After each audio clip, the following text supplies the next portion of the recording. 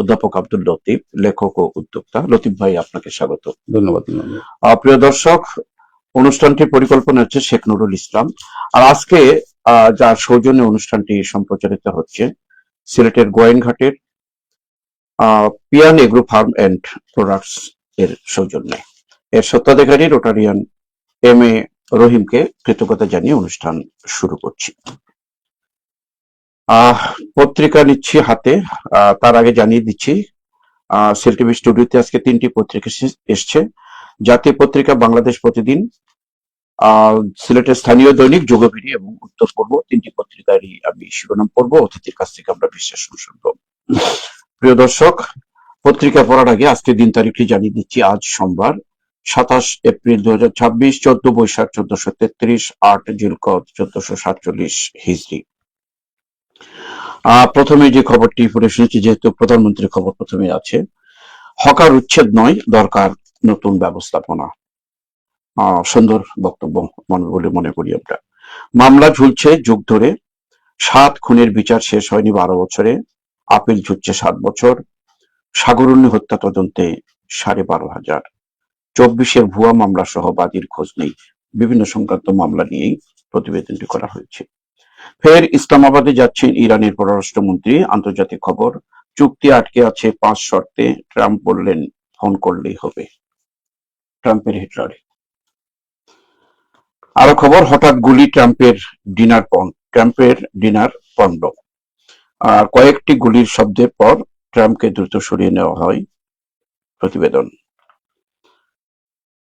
আবারও দেশের খবর, সংসদে প্রধানমন্ত্রী, জ্বালানি রেশনিং তুলে দেওয়া হয়েছে জরুরি সেবার নিয়োজিতদের। সরকার চাঙ্গা, বিএনপি স্থবির। সরকার এবং সরকারের মধ্যে সরকার দলীয় বিএনপি কিন্তু স্থবির দেখা যাচ্ছে। 3 বছর বন্ধ 400 কারখানা। পোশাক সেক্টর রক্ষায় নীতি সহায়তা চাই বিজিএমইএ। আসলে এই পোশাক শিল্পটাই কিন্তু বাংলাদেশের অর্থনীতির একটি বড় চালিকা শক্তি, সেটা কিন্তু মুখ থুবড়ে আছে এখনো। আরো খবর, দেশ জুড়ে 33,000-এর বেশি মাধ্যমিক বিদ্যালয়ের সরকারি শিক্ষা উপবৃত্তির টাকা এখন পাবেন বিকাশে। আর সারাটা মিলেই হচ্ছে বিজ্ঞাপন দেওয়া। সিল টিভি বলছি, বাংলাদেশ প্রতিদিনের শেষ পৃষ্ঠা পড়ার পর আপনার কাছে আসবো খবর বিশ্লেষণে। বৈষম্য কমাতে এবার ঢাকায় লোডশেডিং, বিভিন্ন এলাকায় দিনে 1 থেকে 2 ঘন্টা করে 2-3 বার। আর ডিসিতে 60 ও ডেস্কোতে 50 মেগাওয়াট।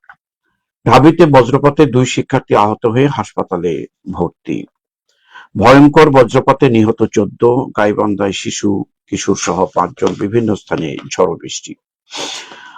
তো মানে নিহিত আহতের খবরের মধ্যে যে একটা ভালো খবর আছে, রাজশাহীর পথে পথে রঙিন ফুলের সমাহার। ফুলের দিচ্ছে রাজশাহীর শহর গ্রামে প্রত্যেক জায়গায় ফুলে ফুলে সুশোভিত কিন্তু রাজশাহী শহর। সিটি কর্পোরেশনটাকে এমন ভাবে সাজানো হয়েছে দুই পাশে, যেন একটি স্বপ্নপুরীর মতো লাগে দেখতে। এই খবরগুলো আমাদেরকে অনেক সময় প্রকৃতির দিকে নিয়ে যায় আর কি।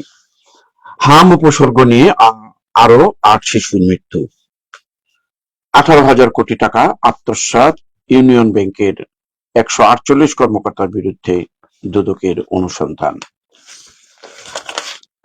অবৈধ দখলে মরতে বসেছে কাজলা নদী। মেহেরপুরের একসময় খরস্রোতা কাজলা নদী এখন পরিণত হয়েছে সরু খালে। খালের দৃশ্য, এটা খালর মনে হচ্ছে না, কিন্তু একটা জলাশয় শুধু। ঢাবি ছাত্রী লাশ উদ্ধার, মৃত্যুর আগেও ভিডিও কলে কথা বলেন শিক্ষক। যুক্তরাষ্ট্রের নদীতে বৃষ্টির খণ্ডিত লাশ। এই বৃষ্টি বলতে বৃষ্টি নামে একটি মেয়ে, তার 2 বন্ধু নিহত হয়েছিল। একজন খুঁজে পাওয়া যাচ্ছিল না, একজনকে রক্তাক্ত অবস্থা পাওয়া গেছে। লেমন তার সাথী, তার লাশ পাওয়া গেল। কালকে পত্রিকায় এসেছিল তাকে নিখোঁজ, আজকে আসলো নদীতে তার লাশ পাওয়া গিয়েছে। 8ম তলা থেকে ফেলে কলেজ ছাত্রকে হত্যা, আসামি গ্রেপ্তার। চট্টগ্রাম নগরীর চকবাজার এলাকার ঘটনা। সারা দেশে খুনাখুনি, কাস্টমস কর্মকর্তার লাশ উদ্ধারে 4 সন্দেহভাজন আটক। ঘরে ছেলের ও রেল লাইন থেকে বাবার লাশ মৃত্যু। একেবারে অত্যন্ত মর্মান্তিক খবরগুলো আজকে পত্রিকায়। 300 ফিট সড়ক, মোটরসাইকেল নিয়ন্ত্রণ হারিয়ে 2 কলেজের নিহত। এই নিহতের খবরগুলো কতটা এগিয়ে আন্তর্জাতিক খবর, যুক্তরাষ্ট্রের লাশ পাওয়া যাচ্ছে একজন আমাদের বাংলাদেশি নারীর, সব মিলিয়েই কিন্তু বাতাসে ভারী হওয়ার মতো খবরই এই খবরগুলো আর কি। লতিফ ভাই, আপনার কাছে আসছি খবর বিশ্লেষণে। প্রথমেই এই খবরটাও যে ভালো খবর দিয়ে শুরু করেন, হকার উচ্ছেদ নয়, দরকার নতুন ব্যবস্থা। হকার আসলে এমন একটা ইস্যু বাংলাদেশের, এটা যেমন সমাধানযোগ্য না মনে হচ্ছে। সিলেটে হকার উচ্ছেদ করা হয়েছিল, আবার হকাররা জায়গায় বসে গেছে। এখন বিষয়টা হচ্ছে আবার হকারদের উপর চাঁদাবাজিও আছে। হ্যাঁ, হকার উচ্ছেদও হচ্ছে, হকার জায়গায় বসছে, হকারের উপর চাঁদাবাজিও আছে। এইসব সমস্যার একটা সহজ সমাধান হচ্ছে, কেন যে প্রশাসনের মানে মাথায় আসে না এটা। সারা দুনিয়ার সব দেশে স্ট্রিট বেন্ডিং আছে, স্ট্রিট বেন্ডিং নাই এমন কোনো দেশ নেই, কিন্তু ওয়েল ম্যানেজড। প্রত্যেকটা স্ট্রিট বেন্ডিং কিন্তু পথচারীদের কোনো সমস্যা হচ্ছে না। সেই তো। হ্যাঁ, এখন স্ট্রিট বেন্ডিংটাকে মানে যেটা সাইন্টিফিক্যালি এলাও করলে, এটাকে ফর্মাল ওয়েতে এলাও করলে এবং ফর্মাল ওয়েতে যদি চাঁদা নেওয়া হয়, ট্যাক্স নেওয়া হয়, সিটি কর্পোরেশন যদি তাদের কাছে ট্যাক্স নেয়, তাহলে সে সবার কাছে গিয়ে বন্দি থাকে না, সবাইকে চাঁদা দিতে হয় না। এখন একটা বিষয় হচ্ছে, একজন লোককে বিভিন্ন গ্রুপের কাছে চাঁদা দিতে হয়, পুলিশের কাছে চাঁদা দিতে হয়, বিভিন্ন দলের নেতা পেতাদের কাছে চাঁদা দিতে হয়, এবং চাঁদাবাজি প্রক্রিয়াটা এইভাবে বেঁচে আছে। এইটাকে বন্ধ করতে হলে স্ট্রিট বেন্ডিংটাকে এলাও করতে হবে সীমিত পরিসরে, এবং এটার উপর একটা ফর্মাল ওয়েতে একটা সিস্টেম থাকে।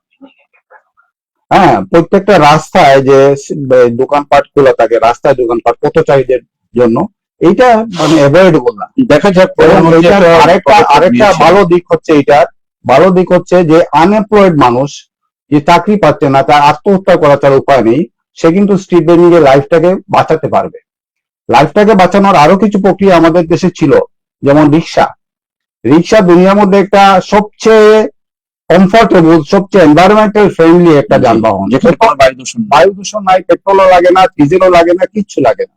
এই রিক্সাটাকে সীমিত করা হয়েছে বিভিন্ন রাস্তায়, অথচ মেয়র আরিফুল হক সাহেব সিলেটে একটা দৃষ্টান্ত স্থাপন করেছিলেন রিক্সার জন্য আলাদা লেন করে। রিক্সার জন্য যেভাবে আলাদা লেন আছে, হকারদের জন্য সেভাবে আলাদা একটা ব্যবস্থা করতে পারে। সেই ব্যবস্থা টাকা এবং সিস্টেমেটিক ওয়েতে এটা থাকলে চাঁদাবাজিও বন্ধ হবে, হকারদেরও পুনর্বাসন হবে, এবং প্রত্যেকটা মানুষ তার সার্ভাইভ করতে পারবে। আমাদের রাষ্ট্র পারবে না প্রত্যেকটা মানুষকে টাকা দিয়ে সার্ভাইভ করাতে, কিন্তু প্রত্যেকটা মানুষ যেখানে একটা শিক্ষিত মানুষ, সে চাকরি পাচ্ছে না, সে ইন্টিম টাইমে কি করবে? সে যদি হকারের ব্যবস্থা থাকে, তাহলে হকারের বিরুদ্ধে কাজ করতে পারবে। একটা সব করে তার ইনভেস্টমেন্ট নাই, সে করতে পারবে না। সেজন্য এই জিনিসগুলোকে একটা সিস্টেমেটিক ওয়েতে করা দরকার, পরে এটার একটা সমাধানে আসা দরকার। এটা আনএন্ডিং ভাবে থাকা উচিত না। নতুন ব্যবস্থাপনায় কি আসে দরকার কি? এই যে মামলা চলছে যুগ যুগ ধরে, দেখেন এখানে কিন্তু ওসমান হাদি হত্যার খবরটা নাই। এটা একটু আরেকটা খবর আপনাকে বলি, এই যে আমেরিকার যে ঘটনাটা হলো, সাউথ ফ্লোরিডা ইউনিভার্সিটির ছাত্র ছিল আমার ছেলেও। হ্যাঁ, এবং আমার মেয়ের সাথে এই মেয়েটা পিএইচডি করতে গেছিল, একই ব্যাচমেট তারা। হ্যাঁ, এই যে ঘটনাটা ঘটলো, সময় লাগে না, সাথে সাথে ওই ছেলেটাকে তার গ্রামের বাড়ি থেকে ধরে নিয়ে আসে। যে এই হচ্ছে তাদের সিস্টেম, যে অ্যাক্সিডেন্ট হবে, মানুষ এখানে আছে। হ্যাঁ, হাবিল আর কাবিলের মধ্যে মারামারি হয়েছে, খুনাখুনি হয়েছে। হ্যাঁ, এটা হবেই, মানুষ সৃষ্টির শুরু থেকে এটা হবে। কিন্তু হলে যদি বিচার হয়, সাথে সাথে যদি বিচার হয়, তাহলে এই প্রক্রিয়াটা বন্ধ হয়। আর বিচার যদি ঝুলে থাকে যুগ যুগ ধরে, সাগরণী হত্যাকাণ্ড যুগ যুগ ধরে ঝুলে থাকার কথা, ওসমান হাদি হত্যাকাণ্ড যুগ যুগ ধরে ধরে থাকার, এইগুলো থাকলে কখনো সমাধান হবে না। আরেকটি খবর দেখেন, সরকার চাঙ্গা বিএনপি স্থবির। আপনি দেখেন সরকার চাঙ্গা বিএনপি স্থবির কারণটা কি? সরকারে আছেন বিএনপি প্রধান তারেক রহমান, সরকার চালাচ্ছে, সরকার চাঙ্গা হয়ে গেছে। আবার একই মানুষ দল চালাতে পারছে না, সময় দিতে পারছে না, সেজন্য দল স্থবির হয়ে গেছে। এটা সোনিয়া গান্ধী টের পেয়ে, কিন্তু সোনিয়া গান্ধী মনমোহন সিংকে সরকার চালানোর দায়িত্ব দিয়ে উনি দল চালিয়েছিলেন। যদিও আলটিমেটলি সিচুয়েশন এমন হয়েছিল যে হয়তো তারা সাকসেসফুল হতে পারে নাই, কিন্তু সিস্টেমটা ছিল খুবই ভালো। হ্যাঁ, সোনিয়া গান্ধী ভালোটাই বেছে নিয়েছিলেন। অর্থাৎ আপনার বক্তব্য, যিনি প্রধানমন্ত্রী তিনি দলপ্রধান না হওয়াটাই ভালো, এবং দলপ্রধান এরকম ভালো লোককে দেওয়া ভালো, যে দলের প্রতি আনুগত্য আছে, ইয়ে আছে। তারপরে ঘটনা হচ্ছে, দেখুন জ্বালানি রেশনিং তুলে দেওয়া হচ্ছে জরুরি সেবায় নিয়োজিতদের। জ্বালানি রেশনিং এর সাথে আরেকটা খবর আমরা বিশ্লেষণ করি, সেটা হচ্ছে লোডশেডিং। লোডশেডিং এর ব্যাপারটা দেখেন, কখন লোডশেডিং হবে? 1 ঘন্টা পরে হবে, 1 ঘন্টা পরে 1 ঘন্টার জন্য আসবে, তারপর আবার চলে যাবে। এইভাবে কোনো প্রসেস কি চলে? উৎপাদন প্রক্রিয়া হোক, সব হোক, কিছুই চলে না। কারণ হচ্ছে আপনি 1 ঘন্টা পরে তখন লেবারটা চলে যাবে অন্য জায়গায় আড্ডা দিতে, তখন তার ওই সিস্টেমে আসতে সিস্টেম লস অনেক হয়ে যায়, কর্মবিমুখ হয়ে যায়। হ্যাঁ, আরো অনেক হয়ে যায়, অনেকে বাড়ি চলে যাবে, হ্যাঁ, আর পাওয়া যাবে না তাকে। কারখানাও এরকম, কারখানা চলতে পারবে না। একটা প্রোডাকশন আপনি তুললেন, প্রোডাকশনটা আপনি ফিনিশ না করার বলে আগে ইলেকট্রিসিটি চলে গেল, তখন প্রোডাকশনটা হলো না।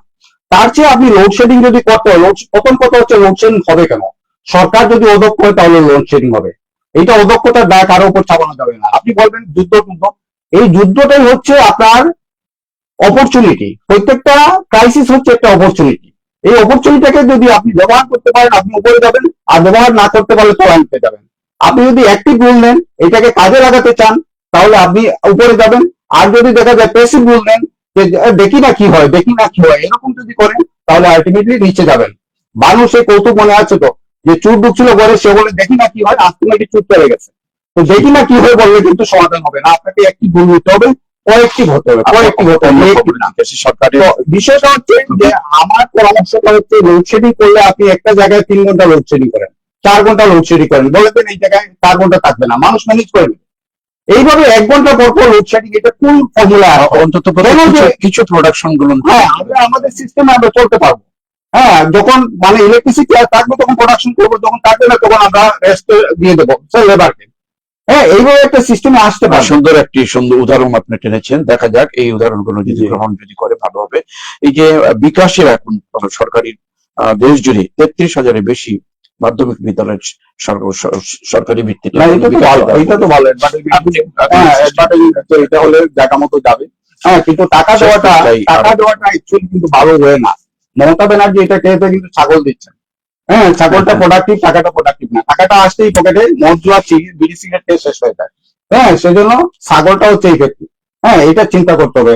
আপনি যদি এই কার্ড দিতে হয়, সেই কার্ড দিতে হয়, এইটা মমতা ব্যানার্জিকে ফলো করা দরকার। এইটা খুবই প্রোডাক্টিভ একটা জিনিস। হ্যাঁ, এটা কাজে লাগাতে পারে। আপনি লোডশেডিং নিয়ে ব্যাখ্যা করেছেন, বিদ্যুৎ কমের ঘাটতি ইত্যাদি নিয়ে, কিন্তু ভয়ঙ্কর বজ্রপাতে নিহত 14 জন। এটা তো লোডশেডিং না, এটা তো আর কিছু করার নেই, এটা তো মেনে নিতে হবে। প্রকৃতির ইয়ে। এখানেও কি মানুষের কোনো হাত আছে? না, এখানে মানুষের হাত তো বাঁচার জন্য কোনো বাঁচার জন্য তো অবশ্যই আছে মানুষের। মানে বজ্রপাত, বিদ্যুৎ জিনিসপত্র দরকার, সব জায়গায় প্রয়োজন মতো। আর আল্লাহ তাআলা যাকে যেভাবে মৃত্যু দিবে, সেই মৃত্যু তো মেনে নিতে। হ্যাঁ, সেটাই নিতে হবে। এই দেখেন, প্রকৃতি কিন্তু হ্যাঁ লোডশেডিং করে না।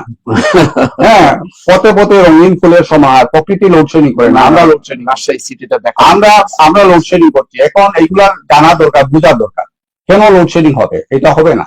হ্যাঁ, ভালো ম্যানেজমেন্ট হলে লোডশেডিং হবে না। ইলেকট্রিসিটি কোথেকে ব্যবস্থা করবেন আপনি জানেন, কিন্তু আমাদের জনগণকে পেতে হবে।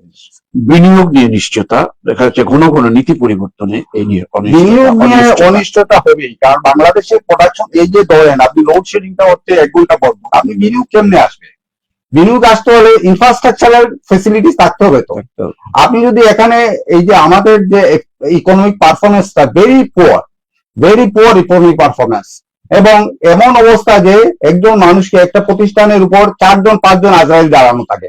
আপনার ট্যাক্স আজরাইল, ব্যাট আজরাইল, পরিবেশ আজরাইল, হ্যাঁ, তারপর অনেকগুলো আজরাইল, দমকল বাহিনী আজরাইল, এরকম অনেকগুলো আজরাইল দাঁড় করানো থাকে।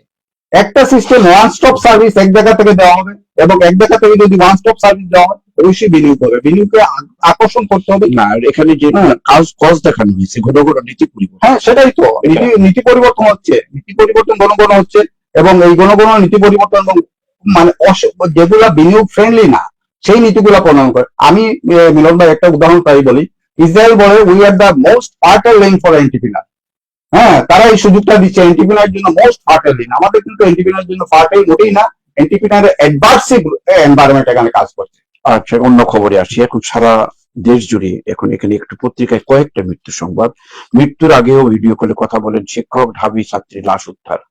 মোটরসাইকেল নিয়ন্ত্রণ হারিয়ে কলেজ ছাত্রীর মৃত্যু। 8ম তলা থেকে ফেলে দিয়ে কলেজ ছাত্রকে হত্যা, আসামি গ্রেফতার। কাস্টমস কর্মকর্তা লাশ উদ্ধার, ঘরে ছেলে ও রেল লাইন থেকে বাবার লাশ উদ্ধার। আচ্ছা, এখন আসেন যে মোটরসাইকেল নিয়ন্ত্রণ হারিয়ে 2 কলেজ ছাত্র। মোটরসাইকেল কি হেলমেট ইউজ করে? হ্যাঁ, হেলমেট ইউজ করে না তোকে। এখন হেলমেট ইউজ করানো কিন্তু কঠিন বিষয় না। আমরা 5 আগস্ট থেকে 8 আগস্ট পর্যন্ত দেখেছি হেলমেট ছাড়া কেউ মোটরসাইকেল চালাতে পারেনি। এই ছেলেরা যেটা দেখিয়ে দিল, প্রশাসন সেটা পারছে না। দ্বিতীয়ত হচ্ছে 8ম তলা থেকে ফেলে কলেজ ছাত্রকে হত্যা, আসামি গ্রেপ্তার। আসামি গ্রেপ্তার হয়েছে, কিন্তু আসামি কি বিচার হবে? হ্যাঁ, বিচারের প্রক্রিয়া তো লম্বা হয়ে যাবে, আসামি আলটিমেটলি দেখা যাবে খালাস পেয়ে আবার চলে আসছে যেতে। এই যে বিচারহীন সংস্কৃতি, এই সংস্কৃতির জন্যই মারামারি হচ্ছে। ওদের ঘরে ছিল খুনাখুনিটা অনেক কমে যেত একই যদি পরিবারে 2টি মৃত্যু। যদি সাথে সাথে বিচার করা যেত, এবং প্রত্যেকটা জায়গায় কিন্তু আইডেন্টিফাই করা যায় হুই ইজ ক্রিমিনাল। এই যে আমেরিকায় যেটা সাউথ ফ্লোরিডা ইউনিভার্সিটি আইডেন্টিফাই করা গেছে হুই ইজ ক্রিমিনাল, প্রত্যেকটা জায়গায় আইডেন্টিফাই করে মানুষ।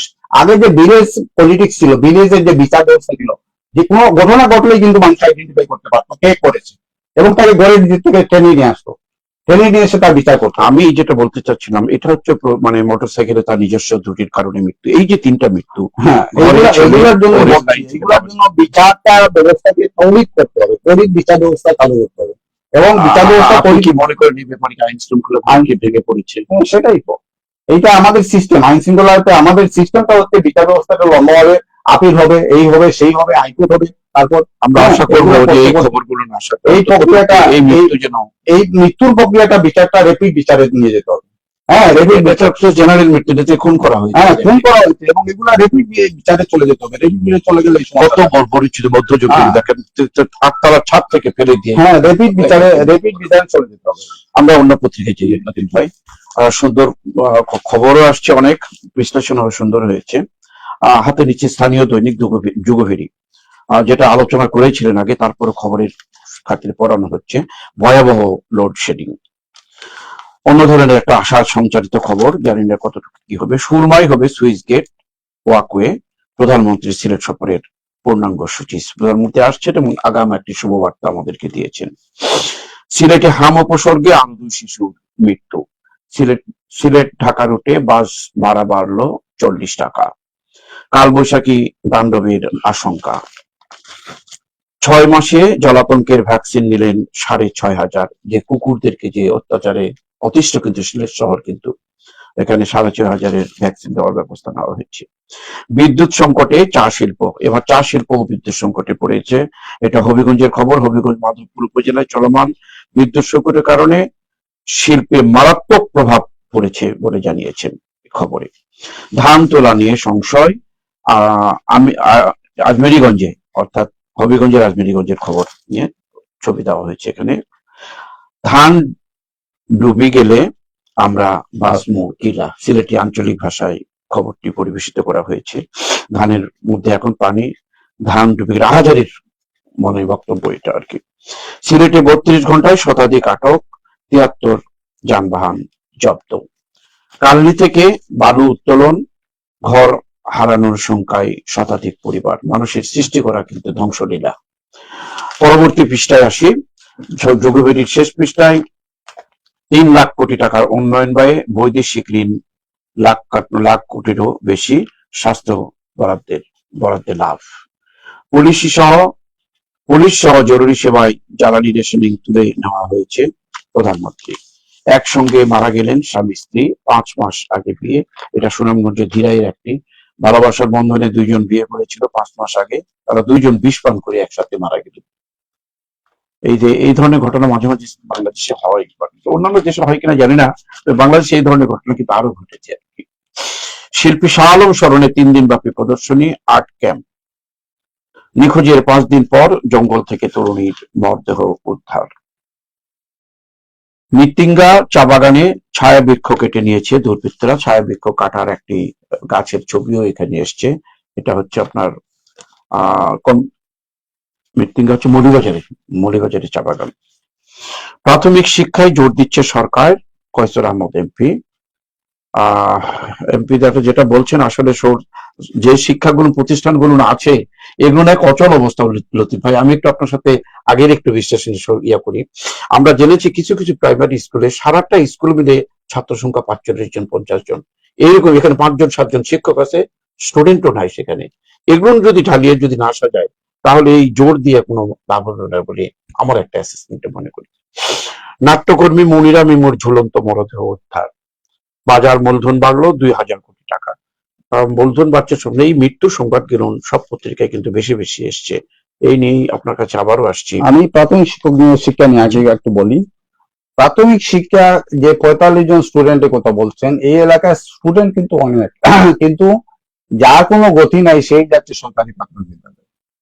অ্যাকচুয়ালি আপনি দেখবেন আমরা আশেপাশে যারা আছে, যাদের সঙ্গতি আছে, তারা সরকারি প্রাথমিক বিদ্যালয়ে ছাত্র দেয় না।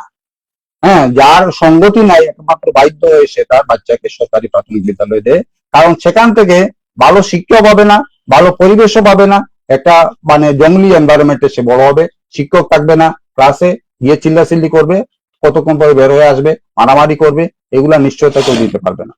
এই যে আমি সিচুয়েশন, একটু আপনার সাথে একটু interrupt করি। পাশাপাশি আর একটা শুভ সংবাদও আছে।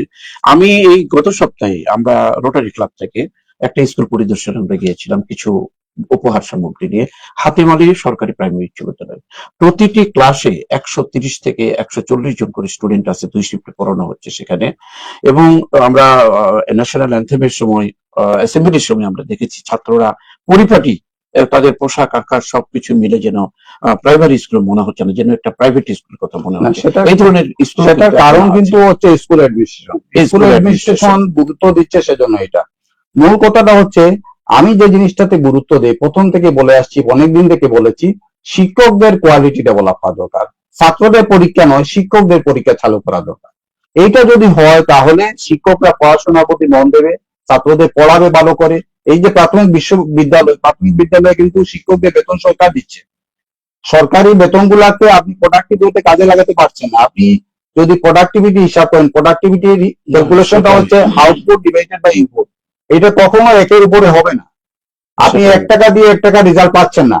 আপনাকে প্রত্যেকটা মানুষকে বলতে হবে যে তুমি তোমার অ্যাকাউন্টিং এর হিসাবটা দাও, তোমার পিছনে কত টাকা খরচ হচ্ছে এবং তুমি কি দিচ্ছ। হ্যাঁ, এবং ওই শিক্ষকদের যদি আপনি পরীক্ষা চালু করেন, শিক্ষার পড়াশোনার প্রতি মনোযোগী করে তুলতে পারেন, তাহলে শিক্ষা মান উন্নত হবে। না আপনি হলে হবে দেখেন 1 2 3 4 5 6 6টা ক্লাসে যদি 50 জন ছাত্র থাকে, তাহলে 8 জন করে ছাত্র। না, না, যেভাবে শিক্ষকের বেতন এখানে দিয়ে সরকারের যেভাবে যেভাবে এটা তো পুনর্বাসন ভাই, এটা তো সে শিক্ষকদের পুনর্বাসন, এটা সরকারি কাজই হচ্ছে পুনর্বাসন কেন্দ্র। এখানে গেলে আর পড়াশোনা লাগবে না, জীবনটা বেকার হয়ে যাবে। একজন মানুষ সে অনেক কিছু করতে পারতো, আপনি শুধু তার ক্ষতি করছেন। হ্যাঁ, আপনার ক্ষতি করছেন না, দেশের ক্ষতি করছেন না, আপনি ওই লোকটার ক্ষতি করছেন। সেই লোকটা অনেক কিছু করতে পারতো যদি আপনি তাকে গাইড দিতে পারতেন, যদি আপনি তাকে বাধ্য করতে পারতেন পড়াশোনা করতে। হ্যাঁ, এটা করতে পারতেন, কিন্তু করা হচ্ছে না। সেই জন্য শিক্ষকদের অবশ্যই একটা ক্যারিকুলামের মধ্যে আনা উচিত, শিক্ষকদের পড়াশোনার মধ্যে ফিরিয়ে দেওয়া উচিত। শিক্ষকরা এখন ঘর বাড়ি রড সিমেন্টের দাম দিয়ে ব্যস্ত থাকে, এগুলো থেকে বের করা উচিত। প্রথম কথা কিছু খবর ছিল, দেখেন ওটা একটু ইয়ে করে নেন। সুরমাই হবে সুইচ গেট, এটা একটা আশার সংবাদ। সুইচ গেট ওয়াকওয়ে হবে এটার উপর দিয়ে আবার। না হবে, এটা ভালো জিনিস। এটা হওয়ার জন্য আসলে যে মানে আমাদের যে স্টাইল, যেটা যে প্রধানমন্ত্রী সফরসূচি, হ্যাঁ, এই স্টাইলটা আসলে কতটুকু ইফেক্টিভ, কত প্রোডাক্টিভ, এইটা ক্যালকুলেশনের বিষয়। হ্যাঁ, আমরা প্রফেসর ইউনূস স্যারকে দেখেছি ঢাকায় বসে কিন্তু দেশ চালিয়েছেন এবং খারাপ চালান নাই। এগুলা দৃষ্টান্ত, এগুলা অনুসরণ করা যায়। হ্যাঁ, যোগাযোগ মন্ত্রীকে দেখেছি উদ্বোধক হিসাবে ওনার নামকে উনি সরিয়ে দিয়েছেন, বলছেন লাগবে না এটা। হ্যাঁ, আমার বাপের টাকা থেকে এইটা হয়। অন্তর্বর্তী সরকারের কিন্তু ম্যাক্সিমামে কিন্তু অকেজে ছিল। আপনি যোগাযোগ মন্ত্রীর কথা বলছিলেন, আমি আপনার সাথে একমত। এই বদলে কিন্তু কাজ করেছেন, কাজ করেছে, সবাই কাজ করেছে। 133টা অধ্যাদেশ এমনিতে আসে নাই, কিন্তু এগুলা মানা হচ্ছে না। হ্যাঁ, এই যে বিদ্যুৎ সংকটে চা শিল্প কিন্তু সারা দেশের সব শিল্পই বিদ্যুৎ সংকটে। ধান তুলা নিয়ে সংশয়, যে জিনিসটা, এটা দূর করার জন্য সরকারকে একটু সহযোগিতা করা দরকার। এখন মেকানিজম আছে, ধান কাটার জন্য মেশিন আছে, সেগুলা কিভাবে ইউজ করা যাবে, কিভাবে চট জলদি ধানগুলা তুলে নেওয়া যাবে। যেগুলা অনেকের আছে যে ধান রাখার জায়গা নেই, ধান যে তুলে আনবে ধান রাখার জায়গা নেই, যেখানে যে সমস্যা আছে তুলে আনলে হয়তো যে কোনো ভাবে রাখবে। তুলে আনাটার জন্য বাঁধ নির্মাণ নিয়ে কিন্তু পানি ঢোকাতে হ্যাঁ, এইটা আসলে এখন মেকানিজমটা হচ্ছে, এখন ধান তোলা দরকার। কিভাবে তোলা দরকার? অটোমেশনে চলে যেতে হবে, যত তাড়াতাড়ি সম্ভব ধানগুলো তুলে মানুষকে দিতে হবে। আহাজারির খবর, ধান আমরা বাঁচবো কিনা। এই সহযোগিতাটা প্রত্যেকটা জায়গায় কিন্তু কৃষি অফিস আছে, প্রত্যেকটা জায়গায় কৃষি অফিস আছে। কৃষি অফিসে কর্মকর্তাদের পাওয়া যাবে না কৃষি অফিসে। এদেরকে কাজে লাগিয়ে কিভাবে এটাকে ধানটাকে তুলে আনা যায়, এখানে সরকারি সহযোগিতা লাগলে করা উচিত, তাহলে মানুষ বাঁচবে না। এই যে বলছে ধান ডুবে গেলে আমরা বাঁচবো না, আসলে একটাই কথা, যে জলাতঙ্ক নিয়ে, যে এটা এই জলাতঙ্কের আসলে মারাত্মক সমস্যা। না, ফজরের সময় নামাজ দিতে ভয় লাগে। হ্যাঁ, আমি একটা মসজিদে যাওয়া বন্ধ করে দিচ্ছি, কারণ কুত্তা এসে আমাকে ইয়ে করে, দাওয়া করে, ওই মসজিদে যাওয়া বন্ধ করে। তারপর তো আমরা সচেতন বড় আছি, ছোট ছোট শিশুরা স্কুলে যাওয়ার সময় যখন না, এখন এইগুলো তো সিটি কর্পোরেশন দূর করে, রেগুলার একটা ইনভেস্টিগেশন করে এবং কুকুরগুলাকে সরিয়ে নেয়, কুকুরগুলাকে ভ্যাকসিন দিয়ে কুকুরগুলাকে ভ্যাকসিন দেওয়া দরকার, মানুষকে ভ্যাকসিন দেওয়া থেকে। এবং আলটিমেটলি কুকুরের যদি সরকারের অনেক জায়গা আছে, কুকুরকে ধরে এনে একটা জায়গায় রাখা যায় তাহলে রাখতে পারে। হ্যাঁ, যে কোনো জায়গায় সরকার তাছাড়া বেসরকারি কুকুরকে একটা নিধন করা হতো। নিধন করাও দরকার। আর যদি কুকুরকে বাঁচাতে হয় তাহলে কুকুরের জন্য একটা ক্লাব করে দেন, তারপরে যদি কুকুরকে রাখেন।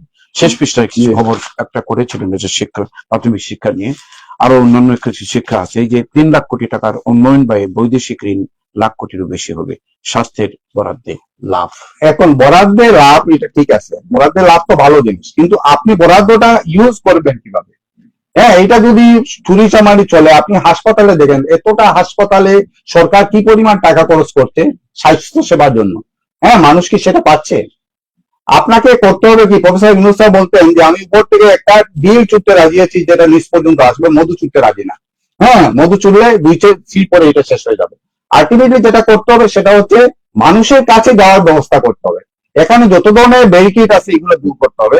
যদি তা হয় তাহলে এই উন্নয়ন বাজেটে ঋণ খারাপ কিছু না, ঋণের মধ্যে গুড ঋণ ব্যাড ঋণ আছে। আপনি যদি ঋণটাকে ইউজ করে ভালো রিটার্ন নিতে পারেন তাহলে সেটা গুড ঋণ, আর ঋণটাকে ইউজ করে যদি মানুষের গলায় ঝুলিয়ে দেন তাহলে সেটা ব্যাড ঋণ। আমাদের যেটা প্রক্রিয়া সেটা হচ্ছে চুরি চামারির এই দেশ। হ্যাঁ, আমরা একবার ওই গান গাইতাম, এই চুর ডাকাইতে বাংলাদেশ রং করো আল্লাহ। হ্যাঁ, তো সমস্যাটা হচ্ছে এইভাবে আপনাদের এই মেকানিজম সিস্টেম লসটা, এটা গান নয়, এটা প্যারোডি। হ্যাঁ প্যারোডি, হ্যাঁ আমরা প্যারোডি গাইতাম আর কি। তো বিষয়টা হচ্ছে এইটা আপনার সিস্টেম লস গুলা বন্ধ করতে হবে। ওই যে স্বাস্থ্য বরাদ্দের লাভ, যে কোনো জিনিসে যখন লাভ দিয়ে কিছু হয় সেটাই কিন্তু একটা সংশয়। লাভ দিয়ে খাওয়া দাওয়া শুরু হয়ে যায়, লাভ দিয়ে খাওয়া দাওয়াটা বন্ধ করতে হবে। মোটামুটি সবই হয়েছে। এই যে চা বাগানে ছায়া বৃক্ষ, এটা হাসান রাজার একটা গান মনে আছে আমার। হ্যাঁ, হাসান জানের রূপটি দেখি ফালদি ফালদি উঠে, এই স্বাস্থ্যের বরাদ্দের লাভ দেখে একই যাতে ফালদি ফালদি না উঠে। অনেক অনেক ধন্যবাদ লতিফ ভাই। আমরা যেহেতু হাতে সময় কম, আরো একটি পত্রিকা পড়া বাকি আছে। প্রিয় দর্শক, আমার হাতে নিচ্ছি এখন উত্তর পূর্ব, দৈনিক উত্তর পূর্বে প্রথম খবরটি, বজ্রপাতে 8 জেলায় 15 জনের মৃত্যু, সুরমা নদীতে নির্মিত হবে সুইচ গেট ও 2 তীরে ওয়াকওয়ে, এমপিদের শুল্ক মুক্ত গাড়ি আমদানির সুবিধা বাতিল। ভালো খবর বলেই মনে করছি, তারপরও তলিয়ে দেখা দরকার। একনেকে 13,445 কোটি টাকার 14 প্রকল্প অনুমোদন, 15 অধিদপ্তর সংস্থায় শীর্ষ পদে বদল, সিলেটের জেলা প্রশাসকের বিরুদ্ধে হাইকোর্টের আদেশ অমান্যের অভিযোগ, সিলেটের কালেক্টর মসজিদ নিয়ে ব্যবসায়ীদের অভিযোগে মসজিদের বরাদ্দের ব্যাপারটা নিয়ে স্বয়ং জেলা প্রশাসকের বিরুদ্ধে হাইকোর্টের আদেশ অমান্যের অভিযোগ এসছে। ইরানকে নিয়ে জটিল পরিস্থিতি, ট্রাম্প, ওয়াল স্ট্রিট জার্নাল প্রতিবেদন, আন্তর্জাতিক খবর আমাদের স্থানীয় পত্রিকায় এসছে। 25 দিনে রেমিটেন্স ছিল $257 কোটি। এই জন্য একটা আমাদের মনে অন্য ধরনের আশার একটা সঞ্চার দিচ্ছে রেমিটেন্স যোদ্ধারা, তাদেরকে সেলুট জানাই। সিলেট হামের উপসর্গ নিয়ে আরো 2 শিশুর মৃত্যু। এই ছিল মোটামুটি প্রথম পৃষ্ঠার খবরগুলো। শেষ পৃষ্ঠায় প্রধান তথ্য কর্মকর্তা হলেন সিনিয়র সাংবাদিক আফজাল আহমদ, অভিনন্দন জানাই আমরা তাকে। শান্তিগঞ্জে ইকরা আইডিয়াল দাখিল মাদ্রাসার অভিভাবক সমাবেশ। ইকরা নামে একটি মাদ্রাসা, এই মাদ্রাসার সাথে সরাসরি না গেলেও শিক্ষকদের সাথে আমার ভালো একটা পরিচয় আছে। অভিভাবক সমাবেশ মানেই কিন্তু শিক্ষা প্রতিষ্ঠানে একটা কিছু হচ্ছে বলে মনে হয়। ফ্লোরিডিয়ায় বাংলাদেশি শিক্ষার্থী হত্যার বিচার চায় ঢাকা, বড়লেখায় পুকুরে ডুবে শিশুর মৃত্যু, কুলাউড়ায় ভারতীয় সিগারেট চালান জব্দ, মাথাপিছু আয় ভারতকে ছাড়তে পারে বাংলাদেশ। এই ধরনের একটা অন্য ধরনের একটা পূর্বাভাস পাচ্ছি আমরা। আল্লাহর হুকুম যদি হয় এটা আমরা দেখবো ইনশাআল্লাহ। শিবগঞ্জ থেকে মদ সহ যুবক আটক, নিপুণ রায় চৌধুরীর স্বর্ণ 502 ভরি, অস্থাবর সম্পদ 10.5 কোটি টাকার। অর্থাৎ যারা এবার কোঠায় আসছে, নারী কোঠায় যারা সংসদ সদস্য হয়েছে, এর মধ্যে নিপুণ রায় চৌধুরী, সে অর্থাৎ সাংস্কৃতিক মন্ত্রীর মেয়ে, তার আয়ের একটি উৎস দেখানো হয়েছে এখানে আর কি। উৎস নয়, তার সম্পত্তির একটা বিবরণ দেখানো হয়েছে। শ্রীমঙ্গলে অধ্যক্ষ জাহাঙ্গীর আলমকে বিদায় সংবর্ধনা। এনইউবি বুলেটিন দ্বাদশ সংখ্যার মরক উন্মোচন। ধীরায়ে বিয়ের পাশে টাকা আমরা করেছি। কোনটা দিয়ে শুরু করবে? না, আমি একটু মানে জ্বালানি সংকট নিয়ে লেখা আছে, একটু কথা বলি। হ্যাঁ, 2-1টা জিনিস আপনাকে একটু করি। জ্বালানি সংকট সমাধানে প্রথম কথা দরকার ছিল যে সরকারি অফিসগুলোতে এসি বন্ধ করে দেওয়া, প্রাইভেট অফিসগুলোতে এসি বন্ধ করার জন্য উৎসাহিত করা, মানুষকে কষ্ট না দিয়ে এই জিনিসগুলো করা দরকার ছিল। এরপরে হচ্ছে সরকারি গাড়ি যেগুলো আছে, যেগুলা প্রচুর ফুয়েল কনজিউম করে, জিপ টাইপের, এইসব গাড়ি বন্ধ করে যেগুলা ফুয়েল মানে সেভিং যে গাড়িগুলা, টয়োটা জাতীয় গাড়ি, এইগুলা গাড়ি ইউজ করা, এবং প্রতি জনে গাড়ি ইউজ না করে সরকারি প্রতিষ্ঠানে বাসের ব্যবস্থা করা, যাতে একসাথে মানুষ চলাফেরা করতে পারে, এইটা করা যেতে পারে। রিক্সাকে চালু করা দরকার, রিক্সাকে এনকারেজ করা দরকার। রিক্সা একটা বিশাল ব্যাপার। মানুষ শিক্ষিত যুবক, সে কাজ না পেলে রিক্সা চালাতে পারে, রিক্সা চালিয়ে তার নিজেকে সেভ করতে পারে, না হলে আত্মহত্যা করতে হবে, সেজন্য রিক্সাকে আমাদের ধরে নিতে হবে, এবং বাইসাইকেল চালু করাকে উৎসাহিত করতে হবে। বাইসাইকেল চলাকে, বাইসাইকেল পাওয়াটাকে মানুষকে সহজ করতে হবে। বাইসাইকেল পাওয়াটা সহজ করা কি, কিস্তিতে যাতে পয়সাকে বাইসাইকেল পায়, যে কোনো যুবক যাতে তার চলাফেরার জন্য বাইসাইকেল পায় কিস্তিতে, সেই ব্যবস্থা করা হবে। লতিফ ভাই, লোডশেডিং এর কথা বলছে, এখানে আসার সংবাদে আসছে আর কি, জাতীয় গ্রিডে যুক্ত হচ্ছে কিন্তু 1950 মেগাওয়াট বিদ্যুৎ নতুন ভাবে। এটা ভালো, একটা ভালো দিক, এটা ভালো, এটা যোগ করা দরকার, এটা ম্যানেজমেন্টটা সরকারের দায়িত্ব। এই ব্যাপারে সিলেটের প্রাণবন্ত জেলা প্রশাসক, এটা ঠিক আছে, জেলা প্রশাসক অভিযোগ আসতে পারে, অভিযোগ আসলে অভিযোগের জবাব দেবে, অভিযোগ পাওয়া উচিত, আবার অভিযোগের জবাব দেওয়া উচিত, যাতে মানুষ স্বৈরাচারী না হয়ে উঠতে পারে। সেজন্য অভিযোগ আসা উচিত, যদি ভুল করে থাকে অভিযোগ আসবে, সে সমাধান নেই, এটা কোনো সমস্যা না, এটা চলতেই থাকবে। আপনি শেষ পৃষ্ঠায় একটু যদি একটা বেশি দেওয়ার সুযোগ নেই, সময় যেহেতু নাই, আমরা যেটা নিয়ে কথা বলতে পারি সেটা হচ্ছে মাথাপিছু আয় ভারতকে চালাতে পারে বাংলাদেশ। সেটা খুব পজিটিভ নিউজ না, এজন্য নিউজ না। আপনি মনে করেন একজনের আছে 100 টাকা, আরেকজনের 10 টাকা, 110 টাকার এভারেজ করলে 55 টাকা হয়। আবার যদি 60 টাকা আর 50 টাকার এভারেজ করলে তাও 55 টাকা হয়। যেখানে 60 আর 50 আছে সেখানে কিন্তু মানুষ ভালো থাকে। আর 100 টাকা একজন আছে, আরেকজনের 10 টাকা আছে, এখানে কোনো ভালো অবস্থা নেই। সেজন্য মাথাপিছু আয় দিয়ে অ্যাকচুয়ালি দুনিয়াকে বোঝা যায় না। দুনিয়াকে বুঝতে হবে যে আয়ের বৈষম্যটা কতটুকু আছে। আপনি শুধুমাত্র সেন্টার টেন্ডেন্সি দিয়ে কোনো কাজ হয় না, ডিসপারশন লাগে। ডিসপারশন না হলে কিছু বলা হচ্ছে, কিন্তু আসলে কিন্তু মাথাপিছুটা গড় করলে এটা মাথাপিছু, এই তো মাথাপিছু মানে গড় করেই মাথাপিছু। এটা হচ্ছে যে ডিসপারশন দরকার, স্ট্যাটিস্টিক্সে ডিসপারশন ছাড়া আপনি কোনো সিদ্ধান্তে যেতে পারবেন না। সেন্ট্রাল টেন্ডেন্সি দিয়ে সিদ্ধান্তে যাওয়া যায় না। আমি সময় থাকলে আরেকদিন একটা গল্প বলবো। সেন্ট্রাল টেন্ডেন্সি দিয়ে এটা হয় না। মাথাপিছু আয় দিয়ে আমরা দেশের ইকোনমি বুঝতে পারবো না। দেশের ইকোনমি বুঝতে হবে আয়ের বৈষম্যটা কতটুকু। বৈষম্য দূর হোক, এই প্রত্যাশা রেখে আজকের পত্রিকা পড়া এখানে আমরা শেষ করছি। সুন্দর বিশ্লেষণের জন্য লতিফ ভাই আপনাকে আবারও ধন্যবাদ জানাচ্ছি। প্রিয় দর্শক, এতক্ষণ আমাদের থাকার জন্য আপনাদেরকে ধন্যবাদ জানাচ্ছি। আর যাবার সময় আবারও বলছি, আমাদেরকে সৌজন্য আজকে সম্প্রচারে সহযোগিতা করলেন পিআইন এগ্রো ফার্ম অ্যান্ড ইন্ডাস্ট্রিজ, গোয়েনঘাটের প্রতিষ্ঠানের স্বত্বাধিকারী রোটারিয়ান এম এ রহিমকে আবারও কৃতজ্ঞতা জানিয়ে আজকের অনুষ্ঠান এখানে শেষ করছি। আল্লাহ হাফেজ।